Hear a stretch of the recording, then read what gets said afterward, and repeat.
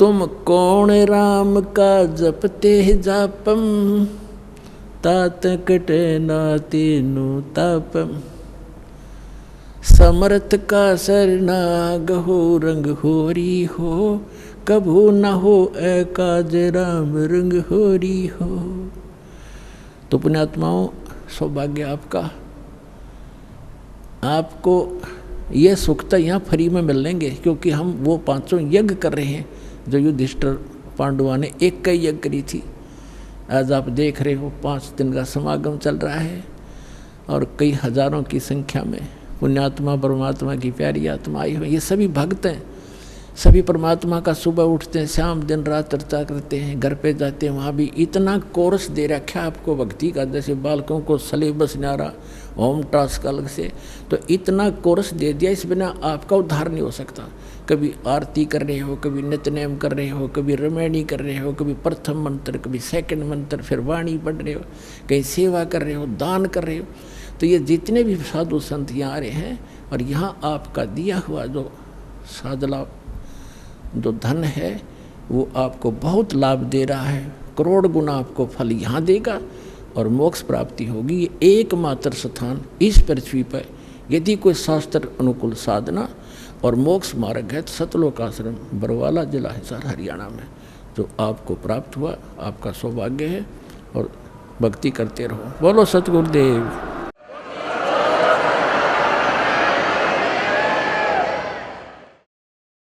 सत्संग के माँ बैठकर कोई बात चलावे और उस अपराधी आत्मा को 3 लोग नहीं ठोर, तो इसलिए सत्संग को बहुत महत्व देना चाहिए आपने। और ध्यान से एकाग्रचित्त से एक एक बात सुननी चाहिए। सौभाग्य आपका, और परमात्मा ने अपनी कृपा कर रखेगा आपको। ऐसे घोर कलयुग में किसी भी प्राणी को एक पल की चैन नहीं, एक पल की फुर्सत नहीं, समय नहीं उसके पास, और सारा दिन तो एक रोटी के लिए धक्के खाता भटकता है। सपने भी उसी के आते हैं, कल उसका देना है, उसका लेना है, ये करना है, वो करना है, और ऐसे और करना भगवान ने, होना वही जो उसकी किस्मत में। तो ये उसको याद भी हो तो भी वो उस पर रुक नहीं सकता, क्योंकि उसको सहारा भगवान का साथ चाहिए। तो इसलिए पुण्यात्माओं, आप आम आत्मा नहीं हो, आप परमात्मा के वो विशेष हीरे और मोती लाल हो जिनके लिए वो भटक रहा है। गोता मारूं स्वर्ग में, जा बैठूं पाताल, गरीब दास ढूंढता फिरूं हीरे मोती लाल। 100 छल छिद्र में करूं अपने जन के काज, एरडक से पूजो मार दूं मैं नरसिंह धर के साज। तो परमात्मा कहते अपनी प्यारी आत्माओं के लिए ना जाने मैं के कारण बनाता हूँ, उनको सत भक्ति पर लगाने के लिए, सच्चा ज्ञान समझाने के लिए, और उस परमात्मा के प्रयत्न को आप सफल करो, अपना कल्याण करवाओ। मात पिता मिल जाएंगे 184 माही, सतगुरु सेवा और ये भक्ति भाई फेर मिलन की नाही। जिस भी शरीर में आप जाओगे, पशु के शरीर में को प्राप्त करोगे, वहाँ भी आपको फादर मदर मिल जाएंगे। आप गधे की योनि पाओगे, उसमें भी माता पिता मिल जाएंगे।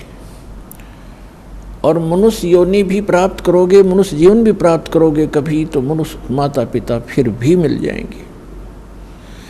लेकिन सतगुरु सेवा और बंदगी भाई फेर मिलन की ना। सतगुरु मिले नहीं, और सतगुरु मिले तो या सेवा मिले। नकली सतगुरुओं के यहाँ अगर सेवा भी करते हो वो यूजलेस है। तो आज परमात्मा ने आप पर नारी कृपा कर रखी है कि आपको सतगुरु मिले, मानुष जीवन मिला। इसलिए परमात्मा के इस ज्ञान को आधार बना के अपना जीवन सफर तय करो। अपन आत्माओं, परमात्मा प्रत्येक युग में आते हैं और अपनी महिमा आप ही बताते हैं।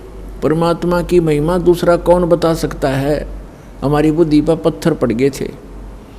हम सोचा करते ये संत परमात्मा की महिमा बतावेगा, ये बतावेगा। अरे भगवान की महिमा भगवान ही बता सकता है, अपने द्वारा रची हुई सृष्टि को स्वयं ही बता सकता है। एक ऋषि के बता सके भगवान के द्वारा रची सृष्टि को। अब एक पुत्र अपने पिता की उत्पत्ति कैसे बता सकता है? दादाजी बता सकता है। तो ऋषि तो इस काल के पुत्र, ब्रह्म के सरपुरुष के, और सबका दादा कबीर परमात्मा सत्य पुरुष। तो उस दादाजी ने आकर हमें बताया है जो सबका दादा है, सबका बाबा है। गुरु नानक जी ने तो यहाँ तक कहा है, अगर कोई बाबा कहने का अधिकारी है तो कबीर है। ये समुद्र की साखियों में प्रमाण है। अगर कोई बाबा कहलाने का अधिकारी है तो कबीर साहब है। आलम बड़ा कबीर।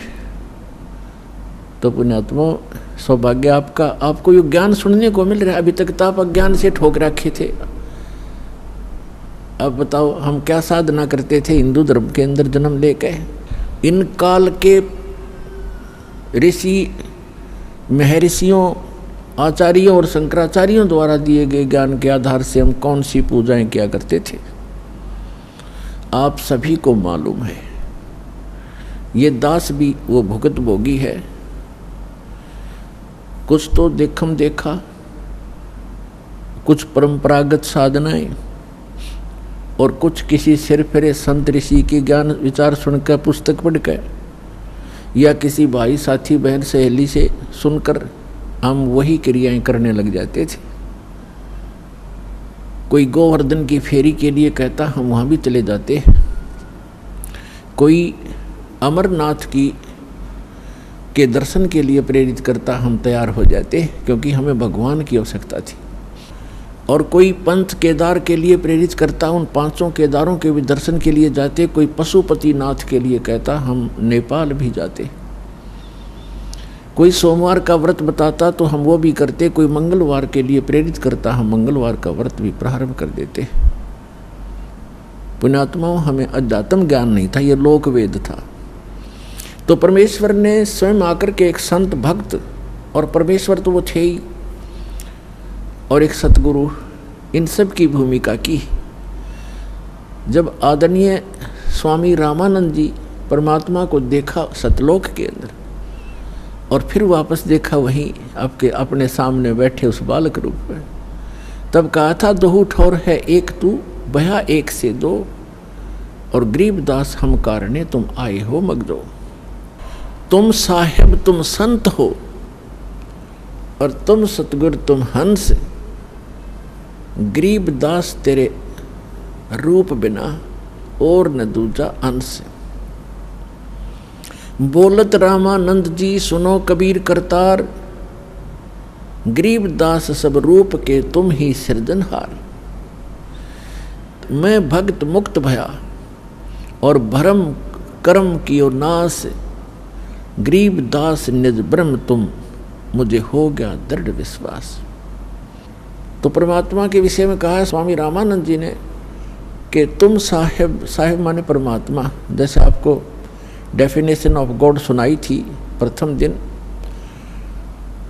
तुम साहेब, साहेब माने परमात्मा, सर्वश्रेष्ठ प्रभु। वैसे तो साहेब हम सभी के साथ लगाते हैं, जैसे तहसीलदार साहब, एसडीएम साहब, डिप्टी कमिश्नर साहब, कमिश्नर साहब, मंत्री साहब और प्रधानमंत्री साहब और मुख्यमंत्री साहब, ये सारे साहब हैं। लेकिन इन फैक्ट जब साहब पूछेंगे कि सुप्रीम कौन है, तो प्रधानमंत्री और उसके बाद माननीय राष्ट्रपति, ये हमारे साहब हैं, वो हैं असली साहब।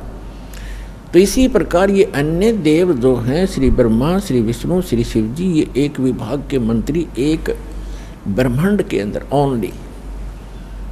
जैसे कोई राज्य का मंत्री हो और उसको हम प्रधानमंत्री की संज्ञा देते हैं, उसकी उपमा देते हैं, तो हमारी वो अज्ञानता का प्रतीक है, वो सच्चाई नहीं है। तो यहाँ क्या बताते हैं, तुम साहेब, तुम संत हो, तुम सतगुरु, तुम हंस। सतगुरु भी आप ही हो, यथार्थ ज्ञान देने वाले, और तुम हंस। एक भक्त का रोल, यानी एक भक्त ने कैसे रहना चाहिए, कैसी उसकी दिनचर्या हो, कैसा व्यवहार हो, कैसे उसका आचरण हो, कैसी बोली हो, और कैसे वो रह रहा हो, कैसे निर्वाह करता हो, उसके लिए परमात्मा कहते हैं, राज्य क्रमता राम की, रजा धरे जो शीस, दास गरीब दरस परस, तीन बैठे जगदीश। कि जो परमात्मा ने आपके प्रारब्ध में लिख दिया, उसके आधार से आप जीना सीखो। प्रारब्ध का मतलब है कि जैसे आप जी को कोई अच्छे घर में, अच्छा घर हम मानते हैं जिसका घना धन हो, कोई अच्छी पोस्ट हो उसकी, ठीक है, आपके संस्कारवश आपका कहीं ऐसा जन्म है, तो ये ना भूलना चाहिए कि आप चाहे कितने धनी व्यक्ति या कितने ही मंत्री, प्रधानमंत्री के घर जन्म है आपका, आपको उतना ही स्थान चाहिएगा सोने और घूमने फिरने और क्रिया करने के लिए, जितना एक निर्धन जहाँ गुजारा कर रहा है। एक कक्ष में, एक मकान में 20 कक्ष हों ऊपर नीचे, तो उस व्यक्ति ने एक ही कक्ष में, एक रूम में, एक तख्त पर, बिल पलंग पर, उतने स्थान पर टाइम पास करना है। तो परमात्मा ने हर तरह से हमें समझाने की चेष्टा की है।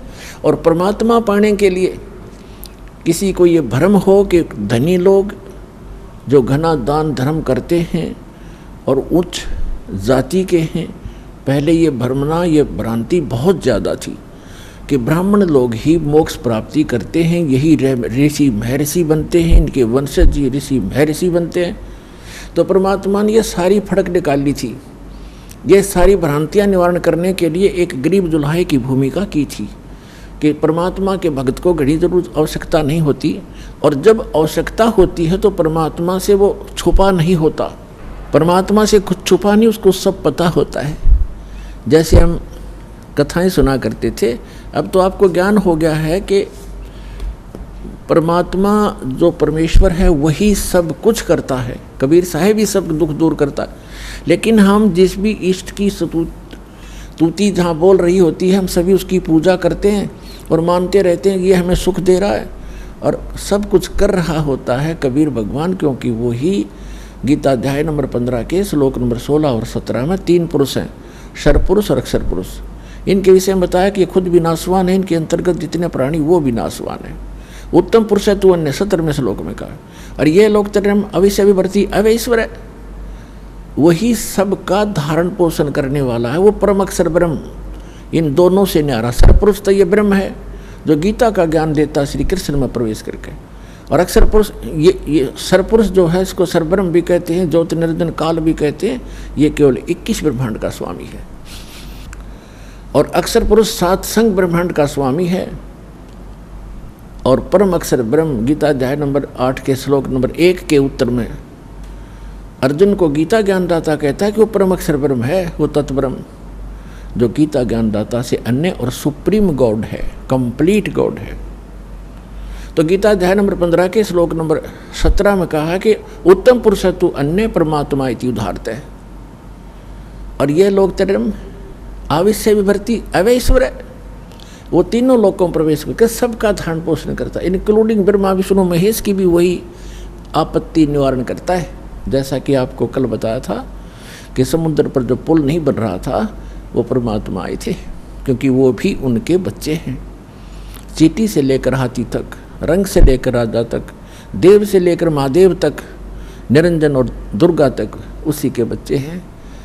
अपने बच्चों को वही संभालता है। अब जो दास आज प्रसंग सुना रहा है आपको, अब हम भगवान से मांगते हैं धन, और परमात्मा बने थे कति निर्धन, दुल्हा कपड़ा बन कर अपना टाइम पास करते थे।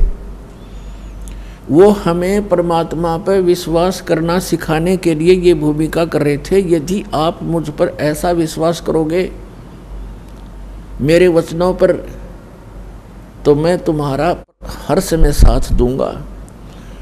जो जन मेरी शरण है, ताका हूँ मैं दास, और गेल गेल लाग्या फिरूं, जब तक धरती आकाश। कहते पीछे पीछे फिरता, जो बच्चा गऊ की नजर में, यूं साईं को संत, वो भक्तों के पीछे फिरे, भगत वत्सल भगवंत।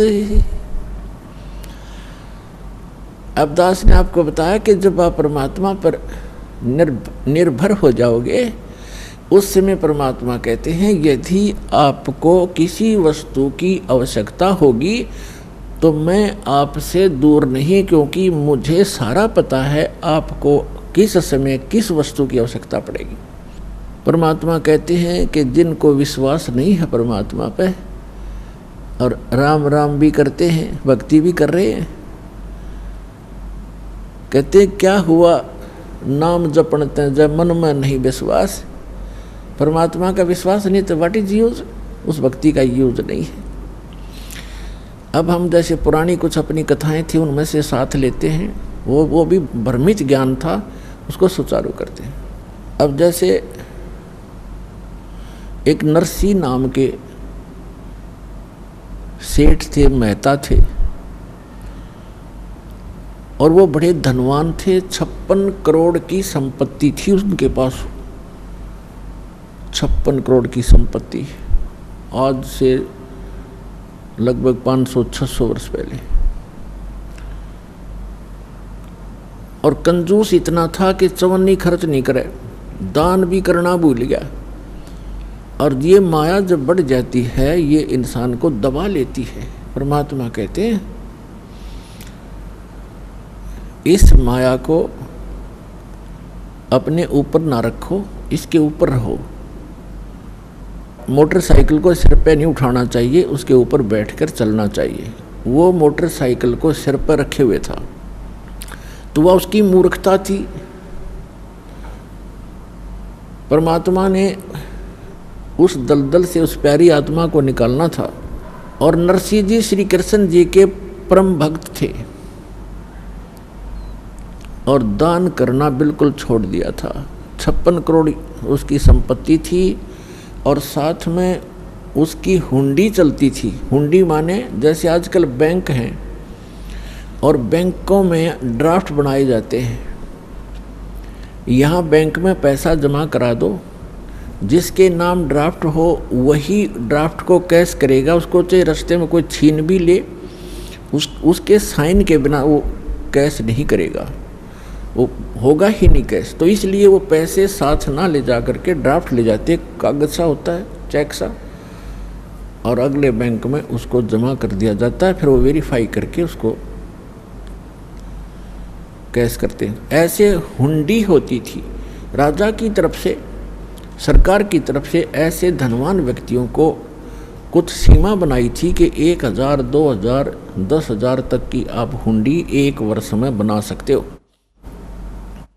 ड्राफ्ट बना सकते हो। वो क्या करते थे, पैसे रख लेते थे, और अगले जिस शहर में उसने जाना था किसी यात्री ने या सेठ ने, उस शहर में भी ऐसे हुंडी अलाउड होती थी किसी को बनाना, तो उसी के नाम ही बनाई जा सकती थी।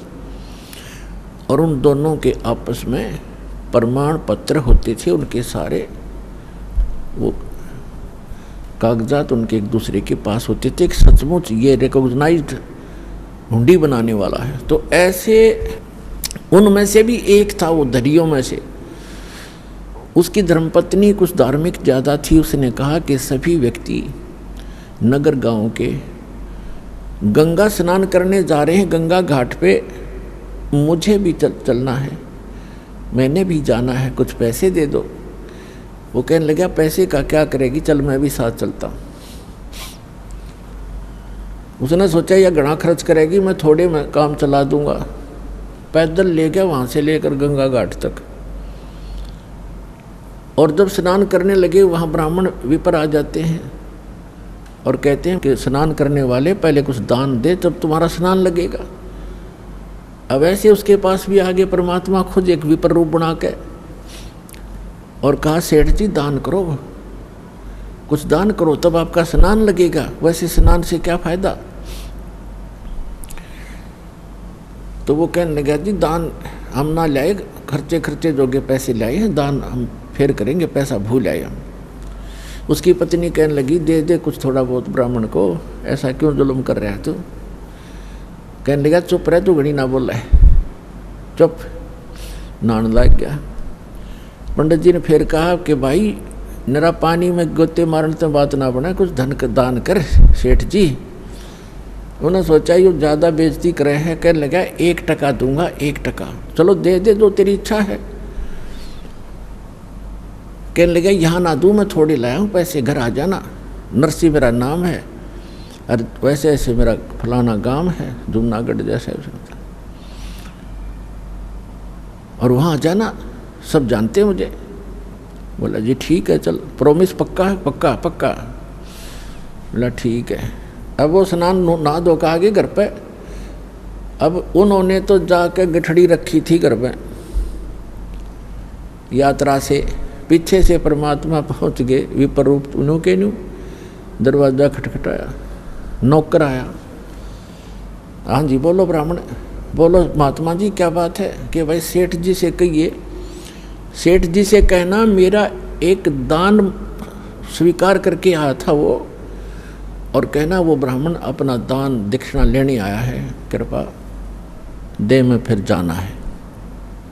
नौकर ने जाके कहा जी कोई ब्राह्मण आया है, आपने गंगा जी पर उनको कुछ दान करने का प्रॉमिस किया था, वो अपना दान मांग रहा है। अब सेठ जी ने सोचा ये तो भाई चिपक गया, यहाँ भी आप आमरा कमबख्त।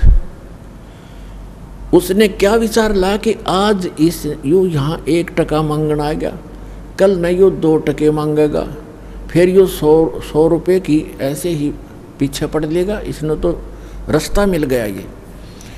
तो सेठ जी ने कहा कि कह दे उसको ब्राह्मण को कि विश्राम कर, 2 दिन बाद आना, अभी सेठ जी थके हारे आए हैं, विश्राम करेंगे। नौकर ने ऐसा ही कह दिया। ब्राह्मण रूप में परमात्मा ने कहा ठीक है भाई, परसों ले जाऊंगा मैं और यहीं विश्राम करता हूँ, इसके बाग में लेट जाता हूँ। सेठ का बाग था, उसमें खावे फल फ्रूट बिछा कर चद्दर लेट गए भगवान। अब सेठ जी को बताया गया, सेठ जी ने पूछा गया वो? अगर नहीं जी वो तो सामने लेट गया, बाग में लेटा हुआ है। अब जब तीसरा दिन हुआ फिर जाके दरवाज़ा खटखटाया कि भाई कहना सेठ जी को मेरा दान दक्षिणा दे, फिर मैंने और भी बहुत काम है। अब सेठ जी ने कहा यूं कह दो कि सेठ तो मर गया, मृत्यु को प्राप्त हो गया। अब उसने जाके नौकर ने कह दिया जी हमारे सेठ जी की मृत्यु होगी ब्राह्मण, हम बहुत दुखी हैं, आप जाओ। तो ब्राह्मण वेशधारी परमात्मा कहते हैं भाई यूं कैसे जाऊं, मेरा यजमान मर गया, अब तो अंतिम संस्कार करवा के जाऊंगा मैं। अब उन्होंने कहा जी वो तो ऐसे ऐसे कह रहा सेठ जी ने। बोला अच्छा जंद पीछे पड़ाई, तो ऐसे करो मेरी लकड़ियां ढोना शुरू कर दो, लकड़ियां, उसको महसूस होगा कि सचमुच मर गया। और 10-20 जो नौकर थे 5-7 लग गए लकड़ियां उठा कर चलने। अब नगर का सेठ मर जा, सारा गांव इकट्ठा हो जाया कर नगर इतनी भी ना सोचे मूर्खा ने। वो 3-4 जने लकड़ ढोए, फिर कहने लगा जी क्या करे, क्या हो गया? कि वो तो यहीं खड़ा है, भी कोई बात ना, अंतिम संस्कार हो लेगा तभी जाऊँगा। कहा मेरी अर्थी उठाओ, मेरे लिए उठा लो, मुझे रख कर जैसे मुर्दे को ले चलते। वो लेकर चल पड़े। भगवान ने भी उठा लिया किक्कर की लकड़ी इतनी मोटी और कंधे पर रख ली। चल भाई अपने सेठ को लकड़ी तो दे के ही जाऊँगा। अब चिता पे रख लिया, आग लगाने की को कहा था कि मत लाइयो, उन्हें ये तो कह दिया था कि नहीं मत लगा देना, कदे गलती कर दो। तो परमात्मा बोले भाई सेठ जी तू जीता मैं आ रहा, रकम वक्त मरे तो मत, आत्महत्या तो ना करे, 1 टके के पीछे चल मैंने माफ़ कर दिया तेरा टका, मैं जा रहा हूँ। बोला सचमुच? कहाँ सचमुच? तब उठा सेठ जी, उसके तापरते हैं, सारी लकड़ी उठवा ली। कहते सारी उठाओ वापस, इतना भी मत छोड़ना यहाँ पर। और पुण्यात्मा ये स्वाभाविक है, जब माया जिसके पास घनी हो जाती है या ऊपर बैठ जाती है और इतना कंजूस हो जाता है वो व्यक्ति, उसको कुछ भी आभास नहीं रहता, ऐसा नशा बन जाता है। अब सेठ जी ने सोचा बन गई बात, कटी टंटा गया और निकम्मा।